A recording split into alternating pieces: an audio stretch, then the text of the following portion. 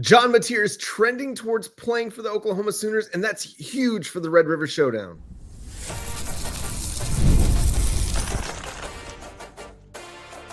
You are Locked On Sooners, your daily podcast on the Oklahoma Sooners. Part of the Locked On Podcast Network, your team every day.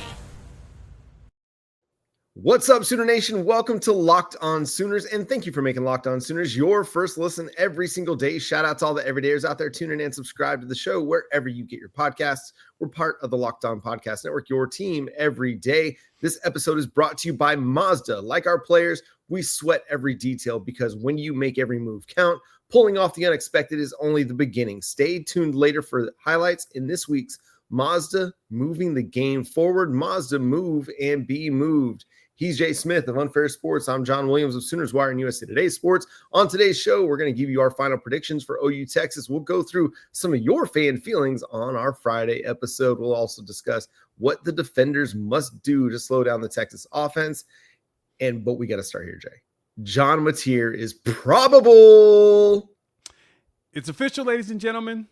John Mateer's going to play in this game. We kind of told y'all this was going to happen. We kind of laid this out for you all and tried to make sure you guys were prepared for it. But looks like Brent Venables decided that the poker face game, there's no value in it for him overall. Once they felt like John is really good to go and they felt really comfortable, decided to do it. So last night's availability report came in at around 7:10 Central Time, and it showed John Mateer moving from questionable to probable. Now, Keontae Lewis is still sitting on there as a questionable, so I'm anticipating he may progress into a probable. I know that he really wants to play in this game because, like I mentioned before, John, in the earlier episodes this week, guys that come to Oklahoma want to play in this game. Mm-hmm.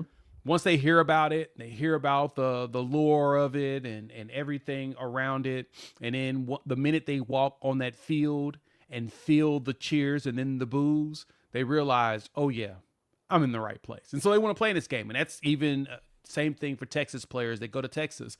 They want to play in this game. It's critical. So because of that, I kind of anticipate Keontae Lewis to most likely probably move to a probable. They may let him play a little bit since there were no like complications or whatnot from that hit. They said that he wasn't.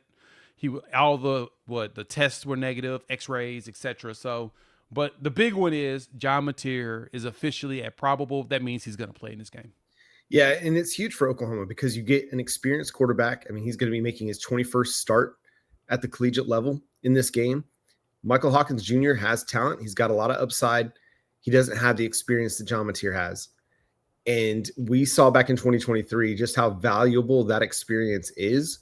When the game gets tight and you're down a score, you've got a guy now that's going to be able to lead you on a scoring drive, or you're going to have a better chance to go on a scoring drive to try and take a lead. We saw it against Auburn. We saw what John Mateer can do to manage the game in the fourth quarter against Michigan.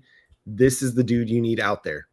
It's going to give a big boost to everybody on the offensive side of the ball because the Texas defense may not have been as concerned about Michael Hawkins Jr. throwing the ball, and I'm not trying to throw any shade at him. He's just not the same level of passer that John Mateer is yet. And so they had to, or they were going to probably just throw everybody at the line of scrimmage and make Michael Hawkins Jr. beat them. That was the expectation. You know that John Mateer can beat you through the air. And so you have to play a lot more balanced defense. Yeah, that's kind of the expectation too. Yeah, you're right. And it's no shade to Hawkins because we've seen him develop. We know that he's getting better. He's just going to have a mental confidence in the line and everything around him for him to be really successful. And I expect that out of him for next season. I think he's going to be just fine going to next year. And so I know that that's kind of the big thing for him in Oklahoma is really continue that developing trust and making sure that he's understanding the system. The biggest thing out of that, and this is the part that really is not any shade whatsoever to Michael Hawkins, is that John Mateer's been in the system for 3 years. Mm-hmm. So you're going to get the dude that knows all the plays, that knows it like the back of his hand. And he's still, and we've seen as the season has progressed, John is still teaching his teammates the playbook. He's still getting, everybody's still learning, and they're adding new wrinkles and stuff that John already knows. And that includes Michael, because Michael is because Mateer is the only one that came with Ben Arbuckle as far as a player goes to know what everything is. So yeah, it's going to be the big upside for Oklahoma is that they have a quarterback that knows the system, that can help lead the way. And it appears, I'm going to say this. He's listed as probable. I'm sensing that Mateer's probably about 90 to 95% ready in this game. If he was not close to that number, I don't think they would have let him play, because we know how physical this game can get. And we also know how much of a critical component of just the offense Mateer is. And since that's the case, he's got to be at least 90% plus before they would throw him out there on the field. They're not going to throw him out there at 50 or 60%, because we know that could cost you in a game like this. I expect this to be a massive defensive battle. There's a lot of offensive stuff, though, that we need to cover. Yeah, John Mateer getting back is huge, but it's going to take the whole offense to win this game. You're likely going to be down Keontez Lewis, or at least have a limited Keontez Lewis, which means Deion Burks, Isaiah Satania got to step their games up, and you're going to have to get stepped up games from Ivan Carrion or even a Giovanni Gibson, somebody that John Mateer had a really nice chemistry and rapport with in spring ball. This will be their first opportunity to get on the field together this season. I'm expecting some fireworks out of the offense. I expect there to be some defensive struggle at different points in this game, but I do think that Oklahoma's skill talent is going to create some big plays. Same. I'm sensing that the biggest thing for the offense is going to be the thing we've talked about all season, is the consistency of the offensive line. Yep. I feel like the line's going to be fine in this game. We've shown and seen that this line gets better as it has played further into a game. They've got good game shape. Let's put it that way. So you're going down to Texas. It'll be 2:30. It'll be nice and hot to start.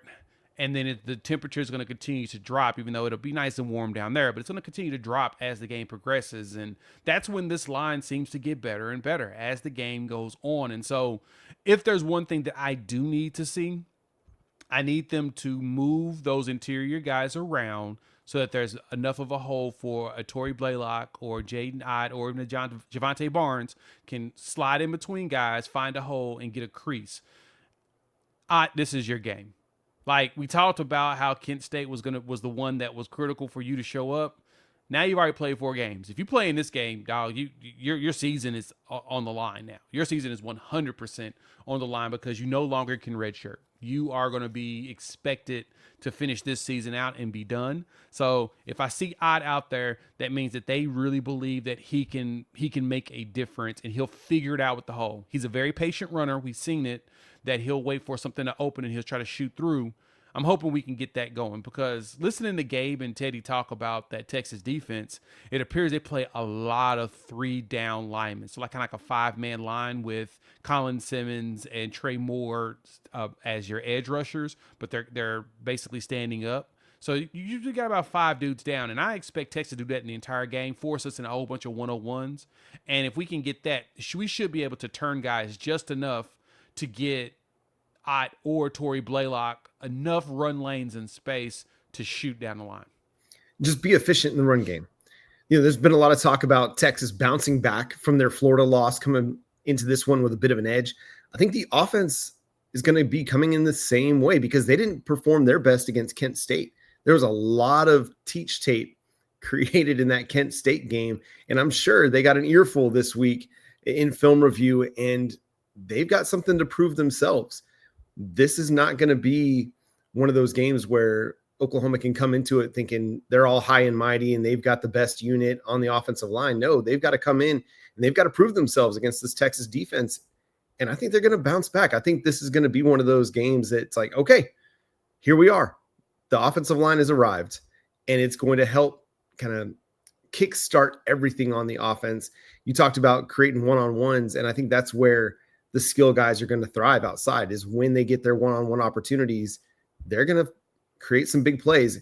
And if Texas tries to run zone, we've seen that they will find those holes in the zone, create some yards after the catch, big plays coming. John Mateer will hit the intermediate aspects of the passing game. So they'll get some plays going down the field. What does Oklahoma's defense got to do against the Texas Longhorns? We'll discuss that coming up next here on Locked On Sooners.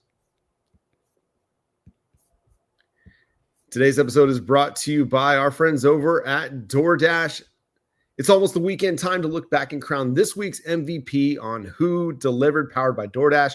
Just like you can win every Saturday with DoorDash Streaks, saving more every time you order. These players delivered when it mattered most. Let's break it down. For the Oklahoma Sooners, I got to give it to David Stone. We're seeing the breakout performance of David Stone. He had another big game against Kent State, 6 total tackles, a half a sack, and 2 tackles for loss. He was just awesome. He's been awesome for several weeks in a row, going back to the Auburn game, the Temple game. He's just been trending in the right direction heading into the Red River Showdown, and I'm expecting another big game this week. When the pressure is on, he's come through. No hesitation, no delay. And if you've been watching week after week, the performances, they're not a fluke. David Stone is on a streak. And just like David Stone delivered for Oklahoma, DoorDash delivers your Saturdays. With DoorDash Streaks, you save every Saturday you order. Stack it up all season, and you could save up to $250, including $100 in DoorDash credits. Order this Saturday. Keep the streak alive. Fuel your game day only with DoorDash. Terms apply. Promo period through 11/18. The NFL season is here, and FanDuel is an offer you don't want to miss. Right now, new customers can bet just $5 and get $300 in bonus bets if you win. That's right. Pick a bet, put down $5, and if it hits, you'll unlock $300 in bonus bets to use across the app. As we prepare for this game, FanDuel now has Oklahoma as a 1.5-point favorite. As we talked about in another segment, it appears that Oklahoma has a very good chance in this game with John Mateer on the field. So, because of that, FanDuel makes it very easy for you to get into the game, whether you're a casual fan or love diving into those stats. FanDuel makes the game day experience so much better. So, what are you waiting for? Visit FanDuel.com and download the FanDuel app today and get started. Once again, thanks for making Locked On Sooners your first listen every single day. Shout out to all the everydayers out there tuning in and subscribe to the show wherever you get your podcasts. We're part of the Locked On Podcast Network, your team every day. Jay, the defenses are going to be key in this one, especially the Oklahoma Sooners defense, as they try to do what Florida did last week against Texas, create pressure, get Arch Manning uncomfortable. What is something that you feel like is a must for this defense on Saturday for Oklahoma to win? We got to get a ton of pressure on Arch Manning very early. The one thing that Arch does very well is he does throw a really nice deep ball. He throws it in spots to where his receivers can run underneath it and go. Same as what Quinn used to do. The biggest difference is that Arch has struggled on the quick game as well as the short game.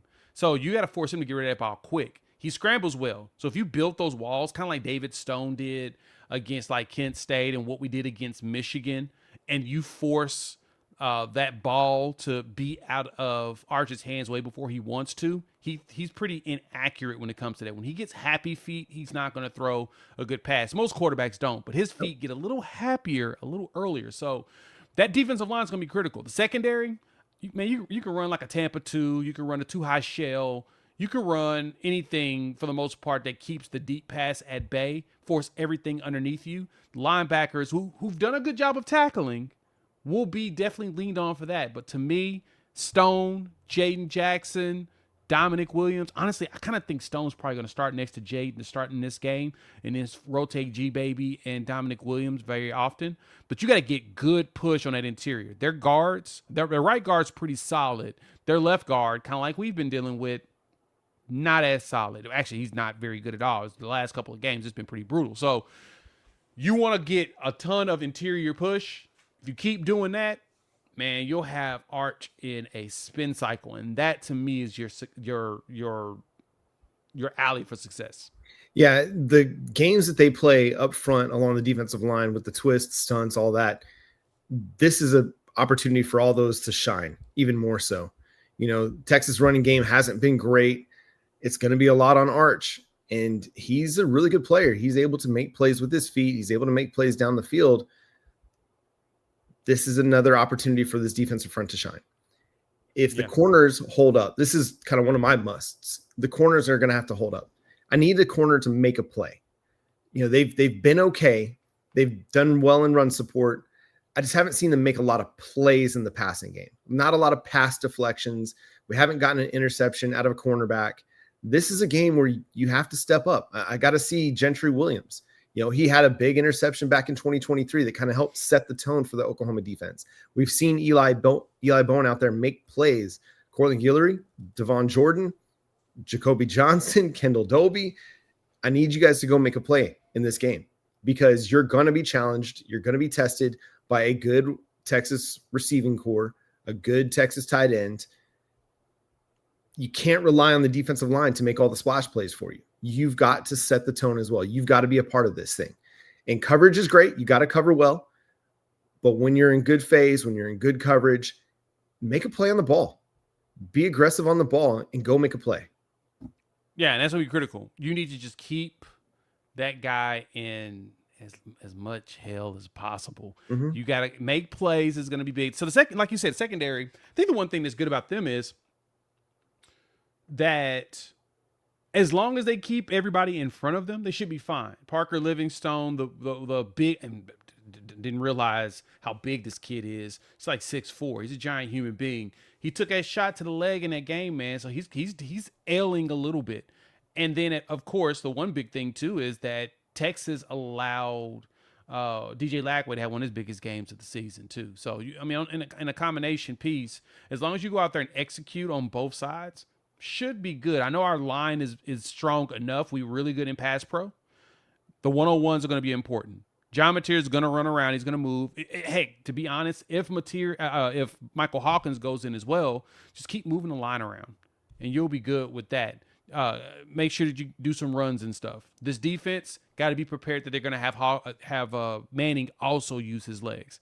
And so if he's starting to move around a lot, I need those edges to set that edge and force him to not be able to scramble around and get enough time to just launch passes, because most of his launch passes are off target and they just kind of just throw that thing out there, and you don't want to be a victim of him by doing that. So the simplest solution for Oklahoma is do not, and I repeat, do not let Arch Manning scramble around and get plays. He's going to run. He's going to get some running yards in this game, period. Just, you're not going to stop all of them.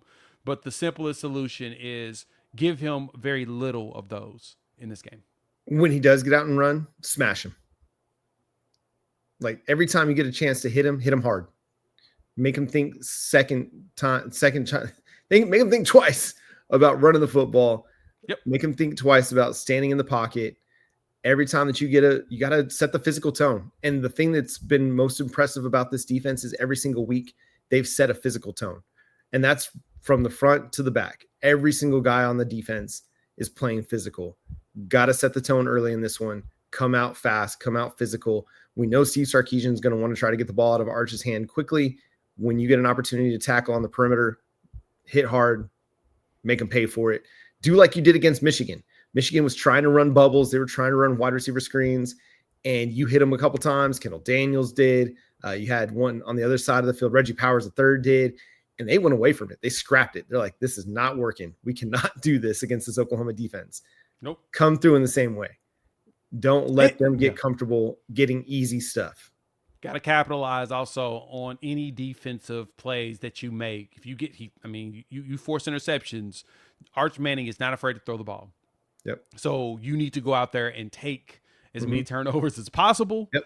And you got to go out there and make them work for everything. If you can jump out early, you got to jump out early. If you can get out there in the first couple of drives and get a couple of scores, a touchdown and a field goal, I think that you'll put them on their back, and it's going to be tough for them to bounce back from that. They are desperate. They are a wounded animal in the corner, and their season relies more on this game than Oklahoma. The good thing for Oklahoma is, I don't like saying this, but a loss isn't that detrimental for us. It is not as bad as it is for Texas. A loss for Texas, they're cooked. Yeah. I mean, that's a 9-3 season. If they're lucky, they would have to still beat Georgia on the road. Remember that. Right? They're still going to have to deal with everybody. They're going to still with Vanderbilt at the crib, who has shown us that they have the ability to they're pretty physical for the most part. If they don't turn the ball over, they can win games. They got their schedule has become a lot tougher with teams that have put together a much better product this year. So they're desperate. We ain't. But we got to win this so that we can go ahead and put the nail in the coffin.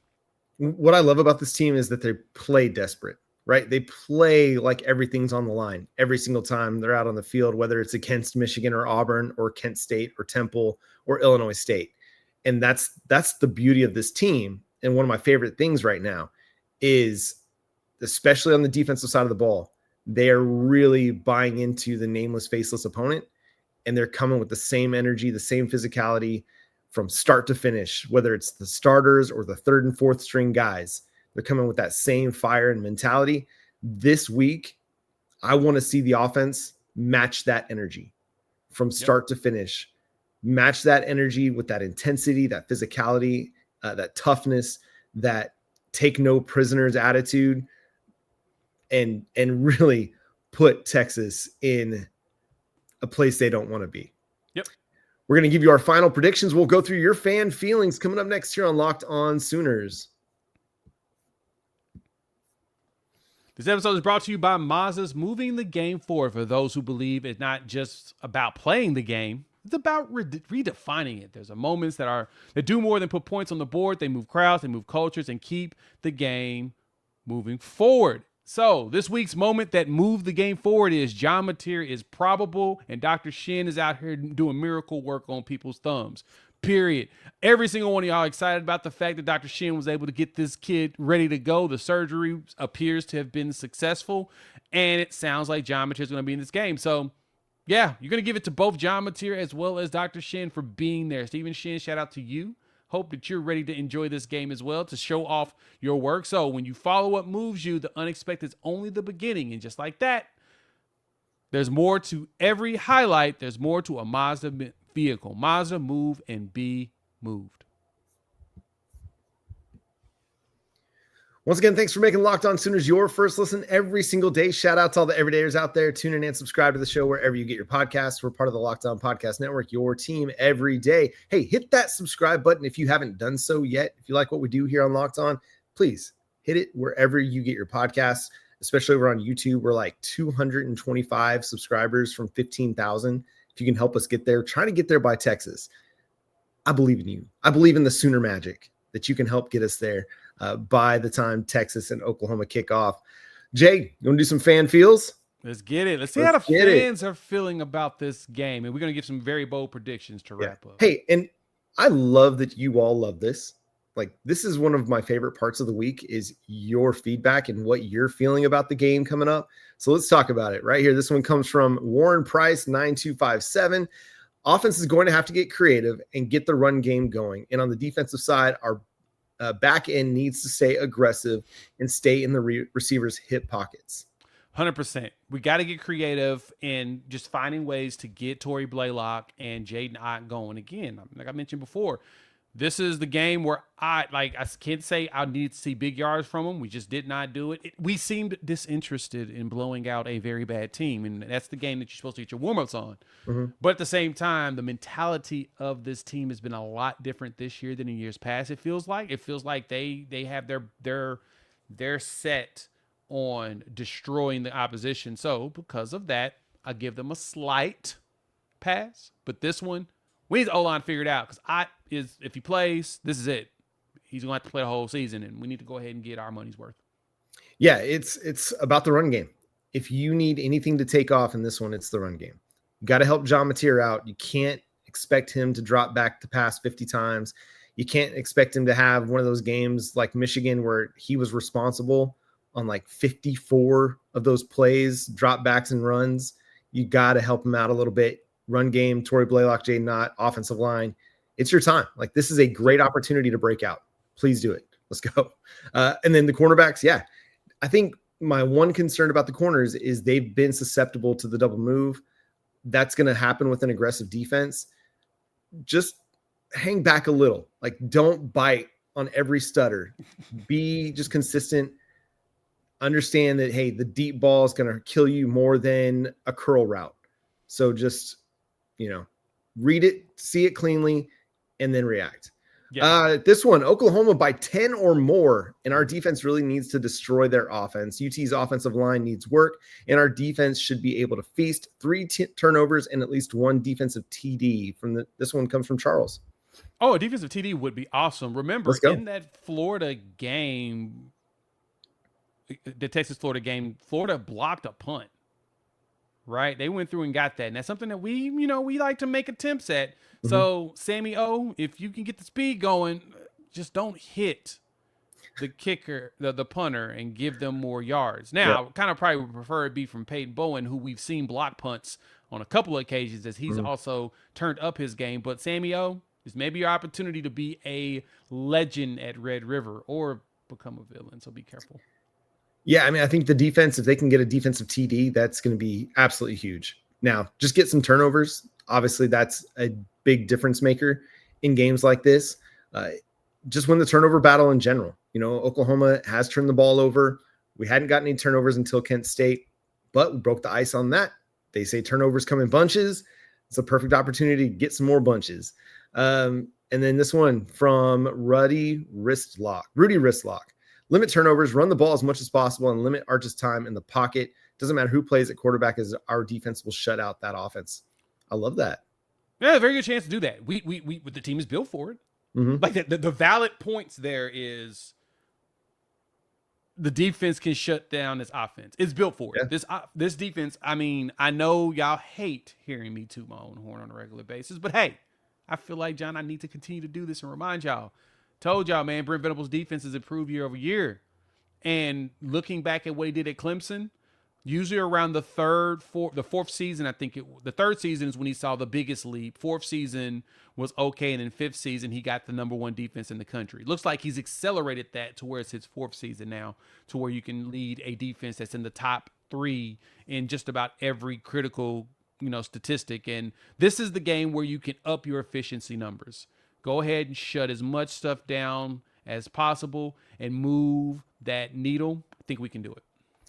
Yeah, Texas on third down is not good offensively. Yeah. Oklahoma on third down, best in the nation. They're fantastic. Oklahoma's defense only allowing third down conversions on 17.39% of attempts. Texas on third downs converting at just 34%. It's like bottom 30. So that's a great opportunity for Oklahoma. And then, again, Texas has also played some cupcakes. Yes, they played Ohio State. Yes, they played Florida, but they've also played Sam Houston and San Jose State and UTEP. So these numbers are pretty consistent. This one comes from Caravan OK or Carvan. Yeah, Carvan OK. I just hope the run blocking opens up holes for explosive runs on the quarterback run game.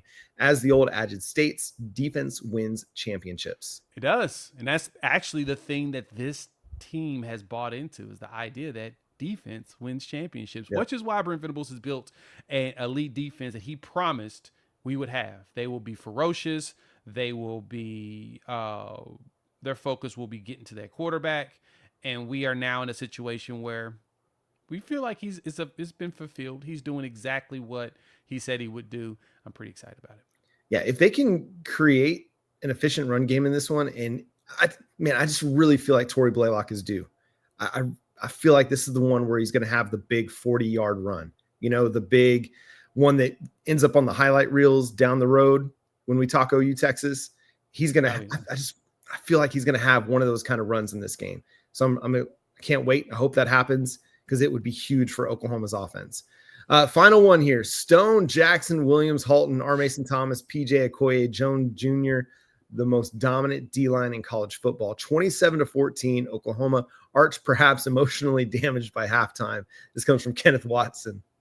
I love the idea of us making them emotionally damaged. We kind of need that. Yeah. And I mentioned that Texas is the wounded animal in this one. They are, because, being 3-2 is not a good start for the aspirations they have. And this could lead them into a downward spiral. Totally see it. In your boys' mind, too, is we're also a little wounded after 2 of the 3 times we played them. We haven't had fully functional offenses, and we need to get our revenge. And so we got a chance to do it now. Let's get our revenge. Let's let's goose egg them as much as possible in a game where they have most of their players. If we can go and, run up the score a little bit, we probably will. The defense remembers. The defense remembers what this game looked like a year ago. And remember, it was a really close game in the first half. It only got away from you in the second half. Yeah, when you start to see that fatigue kick in. When the defense realized that the offense wasn't going to be able to do anything, they weren't going to be able to move the ball and put points on the board. That's kind of when things unraveled. Well, you've got your quarterback. You've got an offense that's healthy. You've got an offense that can actually play complementary football with you as an elite defense. It's all coming together. You know what's crazy, John, too? We've played an average of 20 less snaps on defense this season so far. That's awesome. Like, that's a crazy stat to think about, that we've only played like 200 and some snaps so far this season. And last year we were well closer to 400 snaps at this point. Huge. Why? Because it was one of those where the defense had to play all the time because we just could not get the offense going and the health was kicking our butt. Yep. Well, now we are in a situation where we're way more balanced than we were before. So, yeah. Final prediction, John? Let's go, Jay. What's your score prediction for this game? I think it's going to be a defensive battle. I would love for this game to be like 56-0. That would warm my heart, but we're not going to get that. I'm just going to be realistic here. Yeah. I think Texas defense is actually legitimately solid, and they're going to be a pain in our side on this. But I do think we keep this low for them and a little bit more for us. I'm going to stick to around 23-10, and I think that it is a double-digit dub. Yeah, so initially I was thinking like 19-13. I think that's kind of where I was leaning, and it was going to be a big Tate Sandell game. John Mateer back in the fold. I'm going 27-13. Okay. I do think that Texas gets into the scoring areas a couple times in this one. Early in the game, maybe kick a field goal or two. But Oklahoma, the talent on defense is just too much. They've got the best unit on the field with their defensive front. Texas has got some really talented players on that defense. I'm not going to discount that at all. But with what Oklahoma brings along their defensive line, it's better than anything that Texas has. Yep. And what we saw last week against Florida, when our guy Brandon Olson of Locked On Gators mentioned that they created 35 total pressures of Arch Manning, this is a better defensive front than that.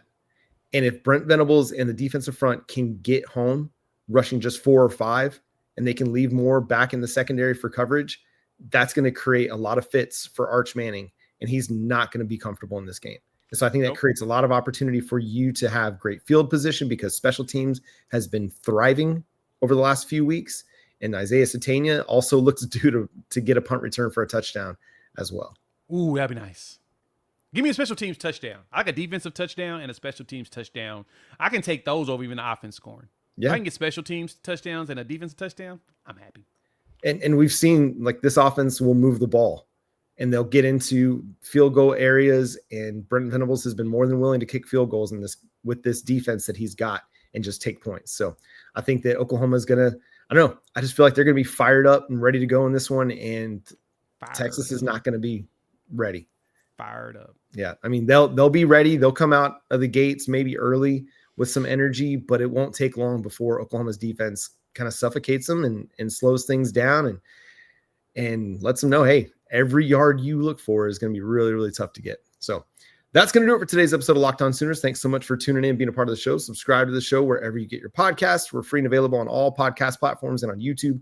So hit that subscribe button, hit that notification bell to let you know when new episodes drop. Follow Jay at Unfair Sports. Go check out his channel, Unfair Sports, on YouTube. You can follow me at John9Williams. And you can read my work covering the Sooners over at SoonersWire.com. The show is at Locked On Sooners on all of your favorite social media platforms. But until next time, where we'll break down everything that happened in the Red River Showdown, he's Jay Smith. I'm John Williams. We'll talk to you then. Boomer. Sooner.